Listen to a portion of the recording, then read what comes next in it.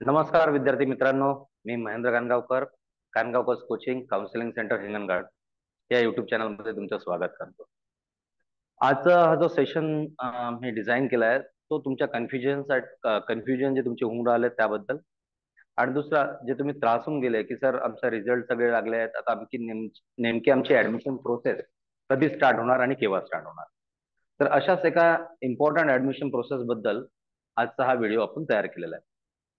बऱ्याच विद्यार्थ्यांना हा प्रश्न आहे की सर आमचे इंजिनिअरिंगचे म्हणजे महाराष्ट्रातले इंजिनिअरिंग कॉलेजेसचे राऊंड कधी चालू होणार, महाराष्ट्रातल्या फार्मसीचे राऊंड कधी चालू करणार. त्या प्रश्नाला एकच उत्तर आहे बेटा, ज्या दिवशी तुमचा सीईटीचा रिझल्ट लागेल तो पीसीएम पीसीबी, ठीक आहे, लगेच त्याच्या 3-4 दिवसानंतर तुमची इंजिनिअरिंग आणि फार्मसीची ऍडमिशन प्रोसेस स्टार्ट होणार. आता ही ऍडमिशन प्रोसेस बऱ्याच विद्यार्थ्यांना प्रश्न असतो की कशी आहे काय, यासाठीच आपण आजचा व्हिडिओ तयार केला. त्यामुळे या व्हिडिओमध्ये शेवटपर्यंत तुम्ही कायम बघत राहा. ठीक आहे, चला तर या प्रोसेस बद्दल मी तुम्हाला समजून सांगतो.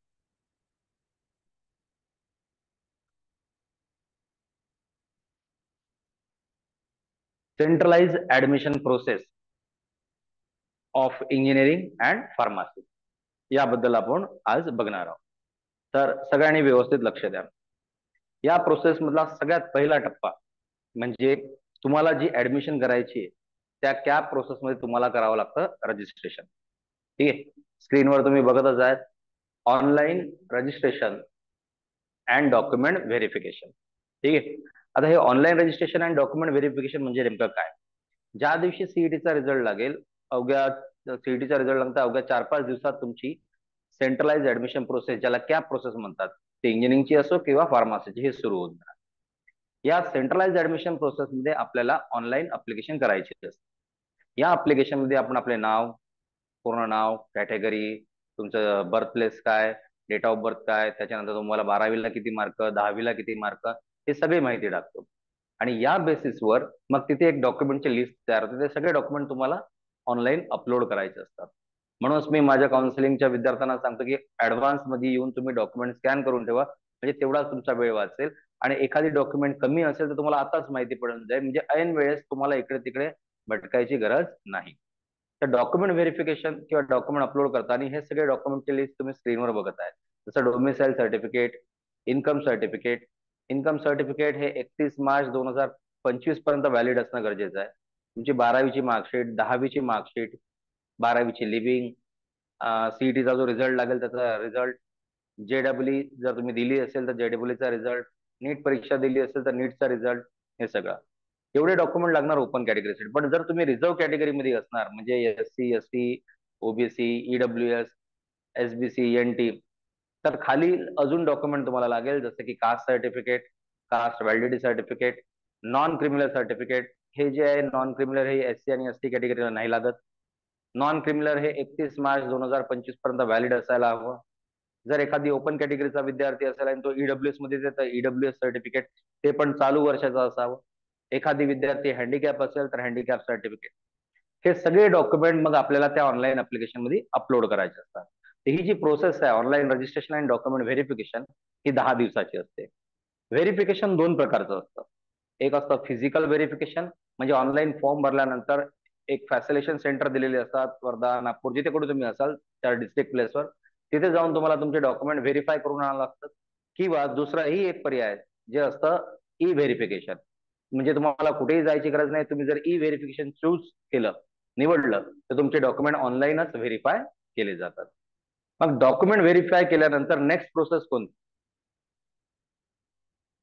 डॉक्युमेंट व्हेरीफाय केल्यानंतर तुम्ही जी माहिती प्रोव्हाइड केली आहे त्या माहितीच्या बेसवर तुमचा प्रोव्हिजनल मेरिट लिस्ट नंबर तयार होतो. प्रोव्हिजनल मेरिट लिस्ट म्हणजे महाराष्ट्रातून तुम्ही कितव्या नंबरवर आहे, महाराष्ट्रातून तुम्ही तुमच्या कॅटेगरीमध्ये कितव्या नंबरवर येतात, ही सगळी माहिती तिथे प्रोव्हाइड केली जातात. म्हणजे तुम्ही जे मार्क्स आणि 12चे मार्क्स आणि सीईटीचे मार्क्स जे दिलेत त्या बेसवर तुमचा मेरिट नंबर तिथे जनरेट होतो. पण हा प्रोव्हिजनल मेरिट नंबर असतो. प्रोव्हिजनल का बरं. होऊ शकते की रजिस्ट्रेशनच्या वेळेस एखाद्या विद्यार्थ्याकडे नॉन क्रिमिनल नव्हतं, व्हॅलिडिटी यायची होती, तर अशा वेळेस तो त्यावेळेपुरता ओपन कॅटेगरीमध्ये गेला. पण आता त्याच्याकडे डॉक्युमेंट आहे तर तो हे डॉक्युमेंट या टाइम मध्ये सबमिट करू शकतो. म्हणजे एखाद्या विद्यार्थ्याला प्रोव्हिजनल मेरिट लिस्ट बद्दल जर काही डाऊट असेल तर तो नेक्स्ट प्रोसेस जे याच्या नंतरची आहे म्हणजे ग्रेव्हियन्स पिरियड, ठीक आहे, त्या ग्रेव्हियन्स पिरियड मध्ये तो आपला प्रॉब्लेम सॉल्व्ह करू शकतो. आणि सॉल्व्ह केल्यानंतर मग लागते फायनल मेरिट लिस्ट. या फायनल मेरिट लिस्ट मध्ये काय काय येतं, तर all India general merit list number, म्हणजे एखाद्या विद्यार्थ्याने जेडब्ल्यूचे पण मार्क्स टाकले तर त्याचा ऑल इंडिया रँक पण येतो. ज्याने जेडब्ल्यू दिली नाही, ज्याने फक्त सीईटी दिली आहे, त्याचा state general merit list number, त्याचा कॅटेगरी मेरिट लिस्ट नंबर, आणि तो त्याचा होम युनिव्हर्सिटी म्हणून घेतो आहे. हे सगळे मेरिट लिस्ट नंबर इथे दिले असतात. मग या मेरिट लिस्ट नंबरचं नेमकं काय करायचं आपण, तर या मेरिट लिस्टच्या बेसिसवर तुम्हाला तुमचे कॉलेज काढण्यात मदत होते. म्हणजे मागच्या वर्षी कोणतं कॉलेज किती मेरिट नंबरवर क्लोज झालं त्या बेसवर आपण आपली कॉलेज काढू शकतो. मला माझ्याकडे बरेचसे विद्यार्थी मेरिट लिस्ट नंबर लागल्यानंतर कॉलेज काढायला येतात. म्हणजे ऑप्शन फॉर्म भरणं आणि कॉलेज मेरिट या दरम्यान जर विद्यार्थी आला तर मी त्याला ते कॉलेजेस काढून देऊ शकतो ऍज पर कट ऑफ. मग मेरिट लिस्ट नंतरची जी प्रोसेस असते ती असते ऑप्शन फॉर्म. आता स्क्रीनवर एक मी डेमो ऑप्शन फॉर्म दिलाय. आपण या पद्धतीने ऑप्शन फॉर्म भरू शकतो. आता विद्यार्थी आपला मेरिट लिस्ट नंबर आणि मागील वर्षी कोणतं कॉलेज कोणत्या ब्रांचसाठी किती वेळ क्लोज झालं हे सगळं दिलं असतं. उदाहरणार्थ मी पहिल्या नंबरवर टाकलाय पिंपरी चिंचवड कॉलेज पुण्याचं, त्याची ब्रांच घेतली मी इलेक्ट्रॉनिक्स अँड टेलिकम्युनिकेशन. दुसऱ्या नंबरवर टाकलाय मी डी वाय पाटील, त्याची ब्रांच घेतली एनटी इलेक्ट्रॉनिक्स अँड कम्युनिकेशन. त्याच्यानंतर अजिंक्य डी वाय पाटील, त्याची पण ब्रांच घेतली आहे मी वायसीसी शेगाव. आणि तुम्ही एका कॉलेजच्या किती पण ब्रांच टाकू शकता, त्याला ते ऑप्शन कन्सिडर करणार. इथे मी उदाहरणार्थ टोटल 14 ऑप्शन टाकले, असे मी 32 ऑप्शन टाकले, पण स्क्रीनवर तुम्हाला 14 दिसतात. ऑप्शन फॉर्म भरल्यानंतर ऑप्शन फॉर्म भरायचा वेळ असतो 3 दिवसात. ऑप्शन फॉर्म भरल्यानंतर पहिला ऑप्शन फॉर्म भरल्यानंतर नेक्स्ट प्रोसेस जी तुमची असते ती असते सीट अलोकेशन प्रोव्हिजन. या पद्धतीने विद्यार्थ्याला सीट अलोकेट केली जातात. आता तुम्ही स्क्रीनवर बघत आहे विद्यार्थ्याला अलॉट जे कॉलेज झालंय ते कोणतं आहे, कवी कुलगुरू institute of technology electrical branch, आणि सगळी माहिती दिली आणि त्याचा ते प्रेफरन्स नंबर 32. आता अलॉट झाल्यानंतर नेक्स्ट प्रोसेस आपण काय करायची, तर अलॉट झाल्यानंतर म्हणजे विद्यार्थ्याला एक कॉलेज अलॉट झाल्यानंतर त्याच्याजवळ 2 ऑप्शन असतात.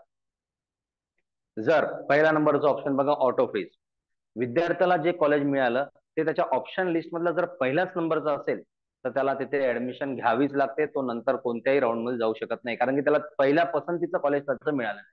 त्यामुळे पहिल्या नंबरवर तुमचं असंच कॉलेज असायला हवं जे तुम्हाला हवं आहे. पण दुसरं ऑप्शन फ्रीज होऊ शकते की विद्यार्थ्याला जे ऑप्शन मिळालं ते पहिल्या नंबरचं नाही आहे, तिसरा चौथा पाचवा, म्हणजे त्यांनी जर 50 ऑप्शन टाकले 50 मधून पहिलं सोडून कोणत्याही नंबरचं त्याला जर ऑप्शन भेटलं तर त्याच्याजवळ चान्स आहे त्याला समोर जर पुढे कोणत्याही राऊंड मध्ये जायचं आहे, जे कॉलेज त्याला मिळालं ते त्याला आवडलंय आणि त्याला तिथेच ऍडमिशन घ्यायचंय, तर तो फ्रीज हा पर्याय निवडणार आणि आपले ऍडमिशन कन्फर्म करणार आणि ऍडमिशन घेणार.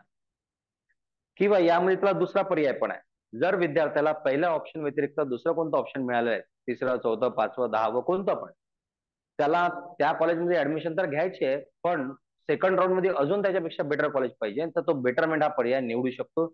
अशा केसमध्ये त्या विद्यार्थ्याचं जे करंट कॉलेज मिळालंय ते बुक असतं आणि सेकंड राऊंड मध्ये जायसाठी इलिजिबल असतो. मग सेकंड राऊंड मध्ये परत विद्यार्थी नवीन पूर्ण नव्याने ऑप्शन फॉर्म भरू शकतो किंवा त्याचा जो पहिला ऑप्शन फॉर्म आहे तोच कंटिन्यू ठेवू शकतो. दोन्ही चॉईस आहे त्याच्याकडे. विद्यार्थ्याला जर तो पहिला ऑप्शन फॉर्म भरला तोच ठेवायचा तर तोच ठेवू शकतो, किंवा त्याला पूर्ण ऑप्शन फॉर्म चेंज करायचा तो चेंज करू शकतो. पण जेवढेही ऑप्शन तुम्ही सेकंड राऊंड मध्ये टाकणार, पहिल्या राऊंड मध्ये मिळालं कॉलेज ऑटोमॅटिकली शेवटच्या नंबरवर येऊन जाणार. उदाहरणार्थ मी जर यामध्ये बघा 11 ऑप्शन्स टाकलेले आहेत, तर ऑटोमॅटिकली 12व्या नंबरवर कवी कुलगुरू जे कॉलेज आहे ते आलेलं आहे. का बरं, कारण की ते मला पहिल्या राऊंड मध्ये मिळालं होतं. आणि याच्या आता सेकंड राऊंड मध्ये तो काय करणार, वरचे जे 11 ऑप्शन्स आहेत त्यासाठी मला तो चेक करणार. जर मला वरच्या 11 पैकी कॉलेज मिळालं तर माझं कवी कुलगुरू कॅन्सल होऊन जाणार. आणि जर मला कोणतंही या 11 पैकी नाही मिळालं तर माझं कवी कुलगुरू जे पहिल्या राऊंड मध्ये मला मिळालं होतं ते ऍज इट इज राहणार. ही तुमची सेकंड राऊंडची प्रोसेस. तर सेकंड राऊंड मध्ये अलॉट झाल्यानंतर तुम्हाला कॉलेजमध्ये ऍडमिशन घेणं हे कंपल्सरी असतं, कारण की नियमानुसार 2च राऊंड ठेवलेले असतात. पण कधी कधी सीईटी सेल तिसरा राऊंड पण ओपन करतो, डिपेंड ऑन वॅकन्सी. ठीक आहे, तर आशा करतो तुम्हाला ही पूर्ण प्रोसेस व्यवस्थितपणे समजली आहे. कारण की सेकंड राऊंड नंतर विद्यार्थ्याजवळ कोणताही पर्याय नाही, त्याला जे कोणते कॉलेज करंटली अवेलेबल असेल, नवीन मिळालं असेल तर नवीन कॉलेज, किंवा नवीन नाही मिळालं तर ते जुनं कॉलेज पहिल्या राऊंड मिळालं तिथे जाऊन त्याला ती ऍडमिशन घ्यायची असते. तर ही पूर्ण प्रोसेस व्यवस्थितपणे तुम्ही हा व्हिडिओ व्यवस्थित बघा, आणि तुम्हाला जर पसंत आला असेल तर त्याला लाईक करा, सबस्क्राईब करा, आणि समोर ऍडमिशन प्रोसेस बद्दल अशीच जर तुम्हाला व्हिडिओ पाहिजे असेल तर आमच्या चॅनलला सबस्क्राईब करून नोटिफिकेशन बेल ऑन करा. धन्यवाद. याच्यानंतर काही माहिती लागली आणि ऍडमिशन प्रोसेस संबंधात तुम्हाला जर ऍडमिशन प्रोसेस आमच्या काउन्सिलिंग करून कंडक्ट करायची आहे तर कानगावकर कोचिंग अँड काउन्सिलिंग सेंटरला अवश्य भेट द्या.